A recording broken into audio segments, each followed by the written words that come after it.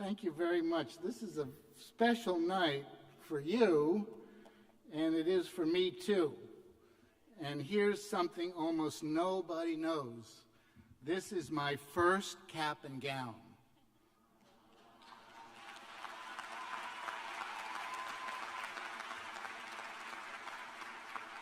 You see, I never graduated college.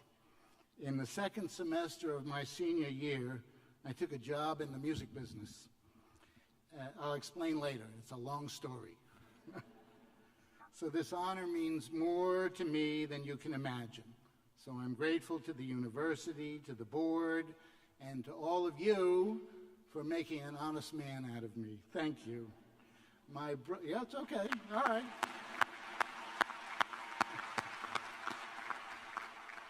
My brothers, Al and Brad, and my son Ben, and my wonderful life partner Virginia are in the house tonight as witnesses, so you can't take it back, okay? And I know my mother and father are smiling down from heaven, asking each other, what took him so long? So, hello there. I love a good baby in the house, don't you? You know? The Mariinsky Orchestra doesn't love a good baby in the house, but we do, right? Right. So I want to encourage you to be a creative, curious, useful change maker in your life and work. But first, before I do that, I want to tell you how great you are. When I learned from President Cole about the degrees being awarded this evening, I was knocked out by the number, the variety, and the tremendous usefulness to society of the range of them. I think you probably are the most accomplished audience Prudential Hall has ever hosted. Give yourselves a round of applause.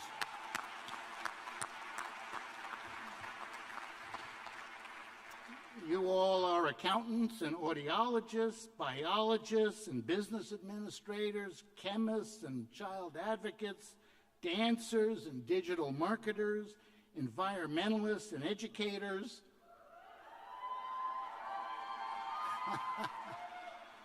A lot of those in the house, right? Marine biologists. Maybe not, you never know. And mathematicians. I could go on. I'm not even halfway through the alphabet, but you get the idea. The energy and commitment to service and excellence you each embody is palpable tonight. I can feel it over the footlights, I can. So huge congratulations are in order for the hundreds of you who've achieved advanced degrees and certificates, and for the loved ones who surround you. Those loved ones are bursting with pride. Your mothers and fathers, your husbands and wives and children, your grandparents, your brothers and sisters and cousins and friends, your big day is their big day too. Yeah?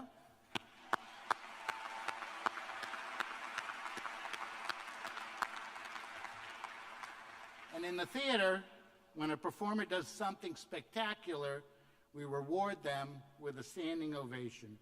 So each of you graduates in the amazing and supportive communities that help you get there, well, I think you all deserve to give yourselves and each other an MSU standing ovation right now. Please stand, congratulate each other. You guys are amazing. There you go. That's it.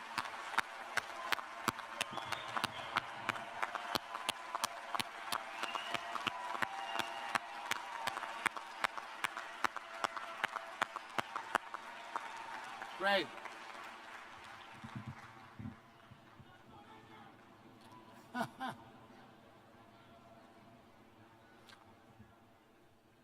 I have a feeling that is not your last standing O. You will have more. Because you're here tonight, it's a sure thing that you possess three important characteristics that will serve you well forever. You're persistent, you work hard, and you cherish the values of diversity and inclusion. Many of you have been working since you were teenagers. Many of you are the first in your family to attain a graduate degree.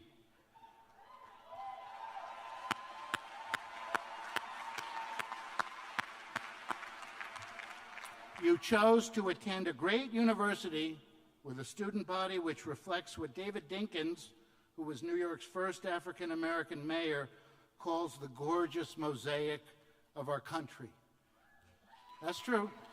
And your fellow students may not look like you, or worship like you, or have a cultural heritage like yours, but my bet is that they believe, like you, that anything is possible if you persist.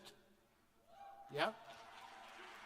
And I know you have got what it takes to be creative change makers in society.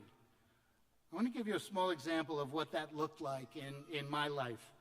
When I was 21, long time ago, my first boss, the music festival impresario George Wein, sent me around the world with the great Newark-born jazz singer Sarah Vaughan as her tour manager. I couldn't have guessed that 40 years later I'd invent an international jazz vocal competition, name it after Sarah, and each year have almost 1,000 singers compete from everywhere for the top prize. Traveling with Sarah, standing on the side of the stage and hearing her sing every night, well, that always gave me goosebumps. And when I got to the Art Center, I took that indelible memory and got creative with it. We developed a platform that enabled young singers to turn the volume up on their talent and get heard in unique and powerful ways. So in the case of the Sarah Vaughan vocal competition, my experience was a catalyst for creativity. I took what I knew and developed a change-making opportunity for others. Now, George Wein and I stayed together for 20 years. He was my mentor. I got to produce hundreds of jazz festivals all over the world. I love, and I still love, what happens when an artist and a live audience connect. We do it hundreds of nights a year here, and it's a thrill every time. But when I turned 40, I realized I needed to change. I needed to take what I'd learned and get creative.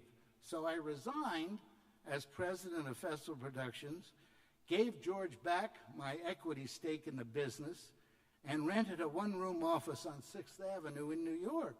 I started over. That was crazy, right? Well, sort of. I didn't make much money, but I did get to take what I'd learned and reinvent myself as a socially minded producer. I love making festivals, so I kept at it, only I expanded the palette in order to give back. As my work changed, I changed too. I produced blues festivals across the country and partnered with the musicians to illuminate the issue of homelessness in America. Each festival collaborated with a homelessness organization in the city it was staged in. A percentage of every ticket sold went to the nonprofit, and the blues artists gave free performances at local homeless shelters. I produced a series of women in comedy festivals, and we worked with the brave and strong female comics to raise awareness about sexual violence. The comics performed at battered women's shelters, and we provided information at events to educate the public on the issue.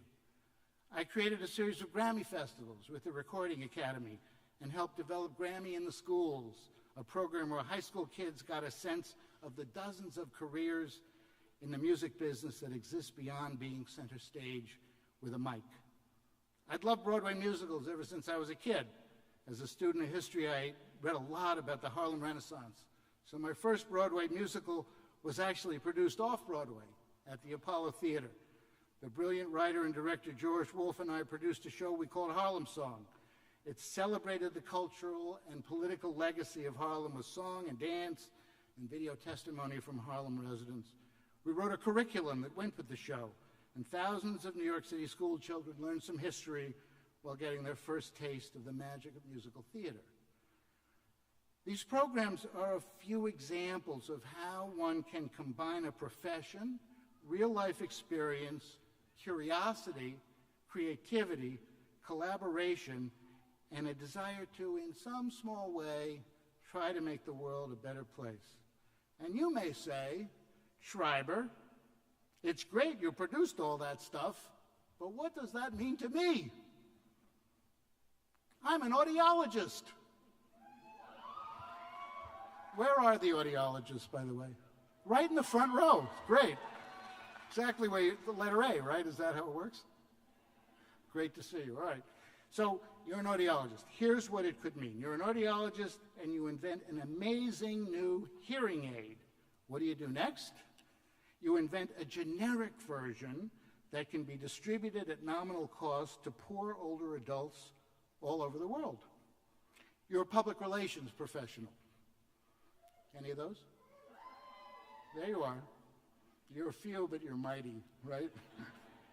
So after making it big as Kanye's publicist, and boy, does he need one, you go down a path not taken and only accept clients whose work advances social justice for the least among us. You hold a degree in sports administration. Nobody, huh? And after rising up in the ranks of the Yankees organization, you use your status to fund no-cost baseball clinics and student-athlete mentoring in inner cities all over America. You lawyers who specialize in conflict management and peace studies, thank you for choosing such a specific focus. I am counting on you on making peace in the Middle East. Trust me, Jared Kushner could sure use your help. Or maybe you're in business. I encourage you to join the board of NJPAC and use your acumen to influence and to see to it that we become a predictably sustainable business. Trust me, I could sure use your help. An accountant?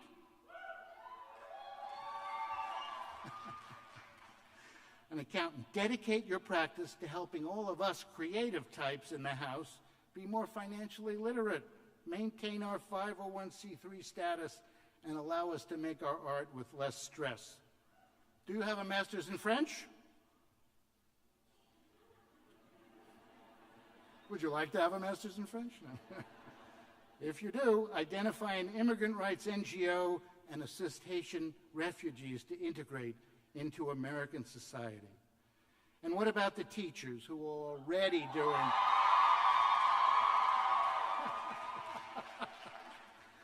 a lot of them already doing incredible work? Go above and beyond and develop innovative ways to measure the success of your students.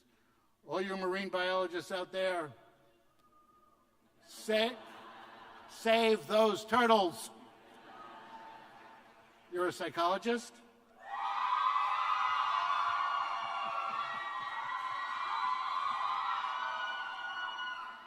You guys, you're way too happy to be psychologists. My goodness. I wish you were my psychologist. So you're a psychologist. You have a thriving private practice. Make your services available to economically disadvantaged teenagers suffering from depression and anxiety. So I'm just making this up. I have no idea what you want to do with your advanced degrees, but I do know that you will have endless chances throughout your career to expand the impact and the usefulness of your profession. Take them. Do this by always being curious, collaborative, inclusive, unaccepting of the way things are. Be fearless, be energetic. Believe me, the world is not going to change itself. You are highly educated, and you have prospects. You may think of your degree as your chance to practice a profession and assure your future. It is also your chance to save the world. All you smart people, go for it. God bless you. Thank you.